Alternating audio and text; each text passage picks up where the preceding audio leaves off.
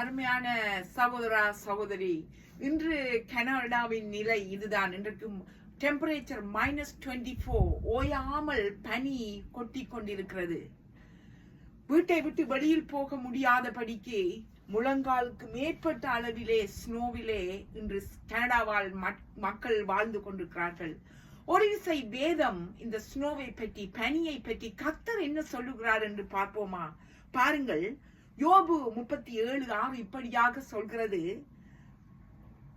பனிக்கு சொல்லுகிறார் பூமியில் விழு என்று. கர்த்தர் சொல்லுகிறார் இந்த ஸ்னோவை பார்த்து பூமியிலே விழு என்று. அந்த பனியும் கர்த்தரின் வார்த்தைக்கு கீழ்ப்படிந்து இந்த பூமியிலே விழுகிறது.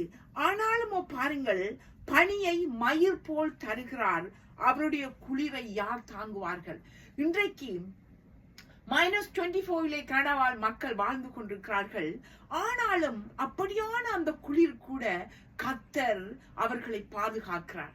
கர்த்தர் அவர்களுக்கு நல்ல இருக்க இடத்தை கொடுத்து, உண்ண உணவு கொடுத்து, உடை கொடுத்து, அதிலே வேலைகளுக்கு சென்று வரும்படியாக கர்த்தர் அந்த ஜனங்களை பாதுகாக்கிறார். இதிலிருந்து அவரின் அன்பை உணர்ந்து கொள்ள கூடியதா இருக்கிறது, அவரின் பராமரிப்பை உணர்ந்து கொள்ள கூடியதாய் இருக்கிறது.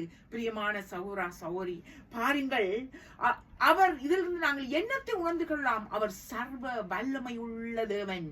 அவர் இந்த பூமியை உருவாக்கினார், இந்த ஜனங்களை உருவாக்கினார், பூமியில் இருக்கும் எல்லாவற்றையும் அவரே நிர்ணயித்தார்.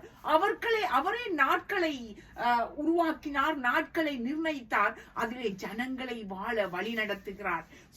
சங்கீதம் 24:1, பூமியின் அதன் நிறைவுகளும் கர்த்தருடையது.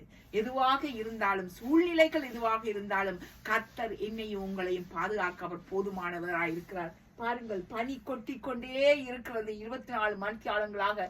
ஆனாலும் ஜனங்கள் தங்கள் காரியங்களை செய்கிறார்கள். கர்த்தர் அவர்களை பாதுகாக்கிறார். ஆமேன். God bless you all.